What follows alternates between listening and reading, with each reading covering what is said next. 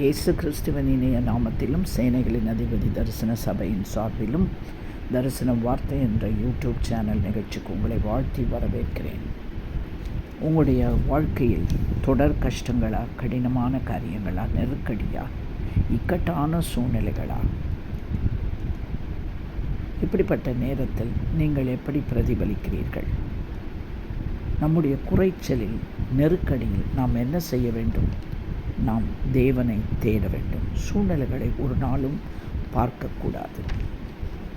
அப்படிப்பட்ட நேரங்களில் யோசபாத் என்ற ஒரு ராஜா இருந்தார். அவர் தகப்பனுடைய தேவனை தேடி இஸ்ரவேலுடைய செய்கையின்படி நடவாமல் தேவனுடைய கற்பனைகளின் படி நடந்து கொண்டார் என்று 2 நாளாகவும் 17வது அதிகாரம் 4ஆம் வசனம் கூறுகிறது.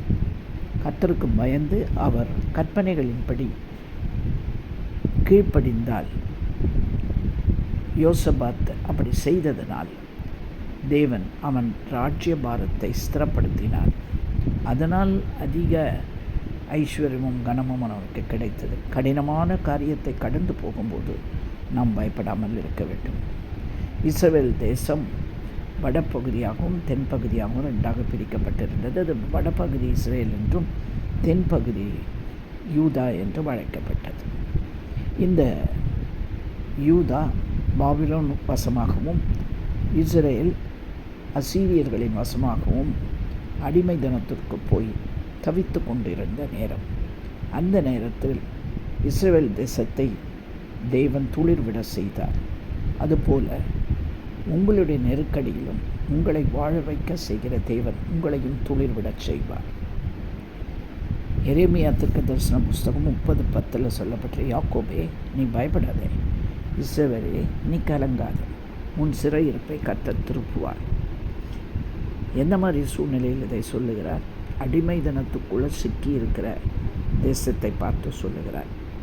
உன்னை தத்தளிக்க பண்ணுவர் இல்லாமல் நீ சுகித்திருப்பாய், உன் சுகம் துளிர்க்கும் என்று சொல்லுகிறார்.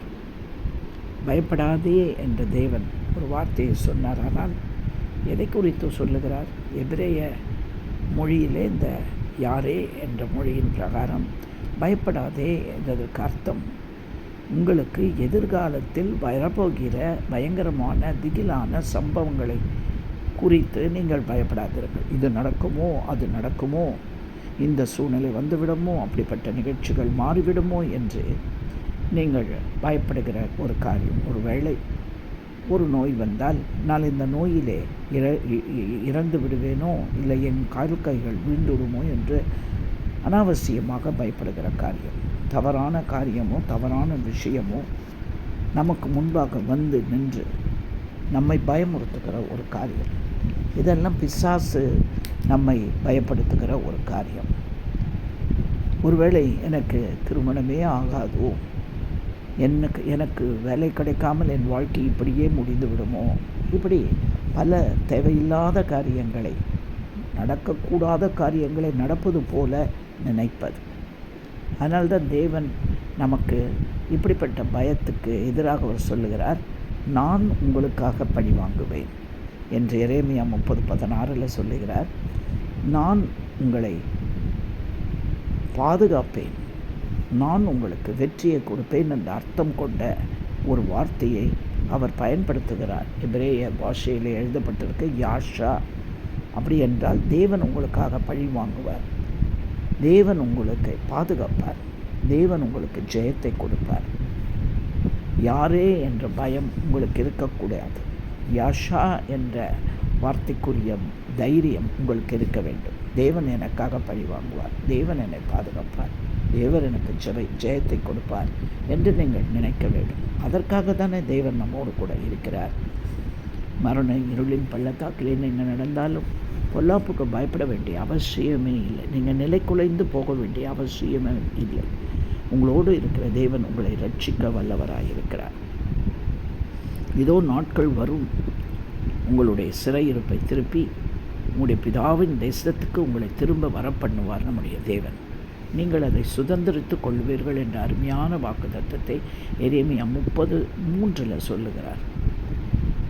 இந்த இஸ்ரவேல் தேசம் மறுபடியும் ஒரு முறை உருவாக்கப்பட முடியாது, அது விடுதலையே ஆகாது என்று தான் நினைத்து கொண்டிருந்தனால் 1947 தேசமெங்கும் சிதறப்பட்டிருந்த எல்லா இஸ்ரவேலர்களும் யூதர்களும் ஒன்று சேர்ந்து அந்த தேசம் மறுபடியும் உருவாக்கப்பட்டது. தாவீது என்ற ராஜா இருந்தார். அவருக்கு பயம் இருந்தது. எப்படி என்றால் அவர் தன்னுடைய மாமனாரால் எப்பொழுதும் விரட்டி அடிக்கப்பட்டவரால் துரத்தப்பட்டவராக இருந்தார். ஆனால் அந்த மாமனார் பேர் சவுல் ராஜா. அவர் ஒரு முறை தாவீதை வாழ்த்துகிறார், ஆசீர்வதிக்கிறார். நீ ஆசீர்வாதமாக இருப்பாய், நீ பெரிய காரியங்களை செய்வாய், மென்மேலும் நீ பலப்படுவாய் என்றெல்லாம் சொல்லி இருக்கிறார். ஆனாலும் தாவீதுக்கு விசுவாசம் வரவில்லை. சூழ்நிலைகள் கண்டு பயப்படுகிறார். என்றாவது ஒரு நாள் இந்த சவுல் நம்மை கொன்று போடுவார், அவர் கையில் நாம் அடிந்து போகக்கூடாது என்ற அந்த பயம் அவரை நடுங்கி வந்தது. பயம் அவரை தாக்கியது. அந்த பயத்தினால் அவர் ஒரு முடிவை எடுக்கிறார், ஒரு தீர்மானத்தை எடுக்கிறார். எங்கேயாவது அவர் கண்ணுக்கு தெரியாமல் இடத்தில் ஓடி ஒளிய வேண்டும் என்று ஒரு தவறான முடிவை எடுத்தார். பயம் வரும்போது அந்த பயத்தில் நாம் அவசரப்பட்டு தவறான சில முடிவுகளை எடுக்கும். தாவீதும் அது போல தான்.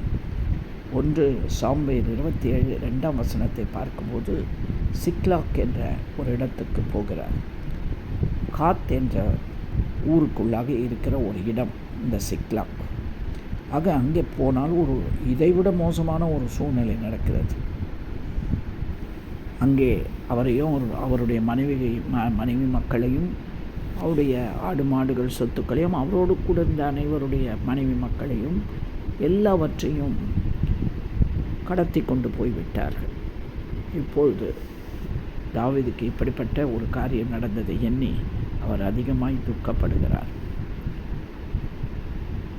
ஆக தேவன் நமக்கு கொடுத்திருக்க வாக்குத்தத்தத்தின்படி 1 சாமுவேல் 30:16 பார்த்தீர்களானால், உன்னை பட்சிக்கிறவர்களை பட்சிப்பேன், உன்னை சிறைப்படுத்தினவர்களை சிறைப்படுத்துவேன், உன்னை சூறையாடினவர்களை நான் சூறையாடுவேன், உன்னை கொள்ளையாடினவர்களை நான் கொள்ளையிடுவேன் என்று சொல்லுகிற தேவன், உன் நகரம் மண்மேட்டின் மேல் கட்டப்பட்டு உன் அரண்மனை முன்பு போல் நிலைத்திருக்கும் என்று வாக்குத்தத்தங்களை எல்லாம் சொல்லியிருக்கிற தேவன் நிச்சயமாய் நமக்காக காலங்களுக்கு குறித்த காலத்தில் எல்லாவற்றையும் செய்து முடிப்பார். நம்மை மறுபடியும் அவர் கட்டி எழுப்புவார் என்ற தைரியத்தை நீங்கள் கொண்டவர்களாக இருக்க வேண்டும். வனாந்திர பாதையில் இஸ்ரவேல் ஜனங்கள் போகும்போது கூட நம் வாழ்க்கை முடிந்து போயிற்று, இனி நமக்கு செழிப்பு இல்லை, நம்மால் எழுந்திருக்க முடியாது, நாம் மடிந்து போவோம் என்று தான் நினைத்தார்கள். அதனால்தான் அப்படிப்பட்ட இஸ்ரவேல் ஜனங்களை தள்ளுண்டு போனவர்கள் என்று சொல்லுகிறார்கள். ஆனால் கர்த்தர் அவர்களுக்கு சொல்லுகிற ஒரு வாக்குத்தத்தம், உங்களுக்கு ஆரோக்கியத்தை உண்டு பண்ணி சகாயத்தை கொடுப்பேன், அதாவது உங்களுக்கு உதவி செய்வேன் என்று சொல்லுகிறார். உங்கள் காயங்களை ஆற்றுவேன் என்று சொல்லுகிறார். அது வனாந்தர வாழ்க்கையோ நெருக்கடியோ பிரச்சனைக்குரிய ஒரு சூழ்நிலையோ எதுவாக இருந்தாலும் நாம் தேவனை சார்ந்து கொள்ளும்போது யாஷாவாக, அதாவது நமக்காக பழிவாங்குகிறவராக, நம்மை பாதுகாக்கிறவராக, நமக்கு ஜெயம் கொடுக்கிறவராக தேவன் நம்மோடு கூடவே இருப்பார். தாவீது சங்கீதம் 56:3 சொல்லுகிறார், நான் பயப்படும் நாளிலே என் தேவனை நம்புவேன். இதெல்லவோ கரெக்டான வார்த்தை. நாம் பயப்படும் நாளிலே தேவனை நம்ப வேண்டும், அவரை தேட வேண்டும், அவரை சார்ந்து கொள்ள வேண்டும். அப்பொழுது நமக்காக அவர் பழிவாங்குவார், அப்பொழுது அவர் நம்மை பாதுகாப்பார். நமக்கு நிச்சயமாக நம்ம எதிராளிக்கு எதிராக நமக்கு ஜெயத்தை கொடுப்பார். ஆகவே எந்த சூழ்நிலையிலும் நாம் பயப்படாதபடிக்கு நாம் நம்பி இருக்கிற தேவன் இயேசு கிறிஸ்துவை அண்டிக் கொள்ளும்போது நமக்காக ஒரு விடுதலையை, நமக்காக ஒரு சிறையிருப்பை திருப்பி நமக்கு சுதந்திரத்தை, ஆரோக்கியம் ஒருவேளை கெட்டு போயிருந்தால் அந்த ஆரோக்கியத்தை மறுபடியும் துளிர்க்க பண்ணுவார். நம்ம வாழ்க்கை என்பது இடிக்கப்பட்டிருந்தால் மறுபடியும் அதை கட்டி எழுப்புவார். இந்த வாக்குத்தத்தங்களை எல்லாம் கொடுத்த தேவன் நமக்காக எல்லாவற்றையும் ஆல்ரெடி செய்து முடித்து வைத்திருக்கிறார். சிலுவையில் அவர் அறையப்பட்ட போதே உங்களுக்கும் எனக்கும் தேவையான அனைத்தையும் அவர் செய்து முடித்து விட்டார். இதை விசுவாசியுங்கள், இதை அறிக்கையிட்டு செய்வீங்க. எனக்காக, இந்த பிரச்சனைக்காக தேவன் ஒரு நல்ல முடிவை சிலுவையில் சம்பாதித்து வைத்து விட்டார். இப்பொழுது நம் வானத்தும் பலகணிகளை திறந்து அதை எனக்கு உரிமையாக்கி கொள்கிறேன் என்று சொல்லி தேவனுக்கு நன்றி சொல்லி அவரை துதியுங்கள், ஜெபியுங்கள். கர்த்தர் பெரிதான காரியங்களை உங்கள் வாழ்க்கையில் செய்வார். பயம் வரும்போது நீங்கள் தேவனை அண்டிக் கொள்ளுங்கள். அப்பொழுது நீங்கள் வெட்கப்பட்டு போவதில்லை. நகோமி என்ற ஒரு தாய் இருந்தார்கள். பெத்தேலில் வாழ்ந்து கொண்டிருந்த போது அவருக்கு 2 குமாரர்கள் இருந்தார்கள். அந்த பெத்தேலிலே பஞ்சம் வந்து விட்டது. பெத்தேல் என்றாலே அப்பத்தின் வீடுன்னு அர்த்தம். அப்பத்தின் வீடாக இருக்கிற இடத்துல பஞ்சம் வரும்போது ஏன் பயப்பட வேண்டும்? அது எல்லாருக்கும் அப்பத்தை கொடுக்கக்கூடாது, அதாவது போஷிக்கக்கூட ஒரு நிலம், தேசம். அந்த இடத்துல அவருக்கு பஞ்சம் வந்த உடனே இவர்கள் பயந்து போய் தன் கணவனையும் 2 பிள்ளைகளையும் அழைத்து கொண்டு மோவாப்பு தேசத்துக்கு போய்விடுகிறார்கள். அங்கே போயிட்டு அவங்க நினைத்த மாதிரி அந்த கணவன் அந்த பிள்ளைகளோடு அவங்க இன்பமாய் சந்தோஷமாய் வாழ முடியவில்லை. தன் மகன்களுக்கு திருமணமும் செய்து வைத்தார்கள் அங்கே போய். ஆனால் நடந்தது என்ன? அந்த 2 மகன்களையும் அந்த கணவனையும் ஒரு சூழ்நிலையில் அவர்கள் இழந்து போகிறார்கள்.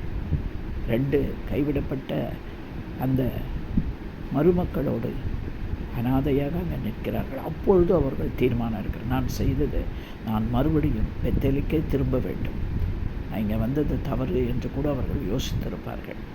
மீண்டும் பெத்தேலுக்கே திரும்பும்படியாக அவர்கள் திரும்பி வருகிறார்கள். ஆனால் வந்து பார்க்கும்போது பெத்தேலில் செழிப்பாக இருக்கிறது. அதே ஜனங்கள், இவங்க போகும்போது இருந்த ஜனங்கள் நன்றாக வாழ்ந்து கொண்டிருக்கிறார்கள். ஆக அண்டைய நிலையில் ஏற்பட்ட அந்த சூழ்நிலைக்கு பயந்து தப்பான முடிவை அவர்கள் எடுத்ததுனால அவங்க வாழ்க்கையில் அநேக காரியங்களை இழந்து போனார்கள். சந்தோஷம் போயிடுச்சு, சமாதானம் போயிடுச்சு, நிலவரம் மாறிவிட்டது. ஆனால் அவசரப்பட்டு எந்த பயத்திலும், திகிரிலும், நெருக்கடியிலும், ஒடுக்கத்திலும், பாடுகளிலும், பிரச்சனைகளிலும், போராட்டங்களிலும், கண்ணீரிலும், துக்கத்திலும், துயரத்திலும், தனிமையிலும் நீங்களாக ஒரு முடிவை எடுத்து விடாதீர்கள். தேவனை சார்ந்து கொள்ளுங்கள். ஏசப்பா, நான் என்ன செய்யட்டும், இப்படிப்பட்ட சூழ்நிலை இருக்கிறேன், நீர் தான் என்னை விடுவிக்க வேண்டும் என்று அவரை நம்புங்கள். அவரிடம் வேண்டுதல் பண்ணுங்கள். உங்களுக்காக அவர் இறங்கி வருவார். கர்த்தர் இந்த வார்த்தைகளை ஆசீர்வதித்து கொடுப்பாராக. இதன்படி நீங்கள் நடக்கும்போது ஜெயம் பெற்றவர்களாக இருப்பீர்கள். இந்த நல்ல செய்தி எல்லாருக்கும் கிடைக்கும்படி இதை ஷேர் பண்ணுங்கள், லைக் பண்ணுங்கள். சப்ஸ்கிரைப் பண்ணாதவர்கள் சப்ஸ்கிரைப் பண்ணுங்கள்.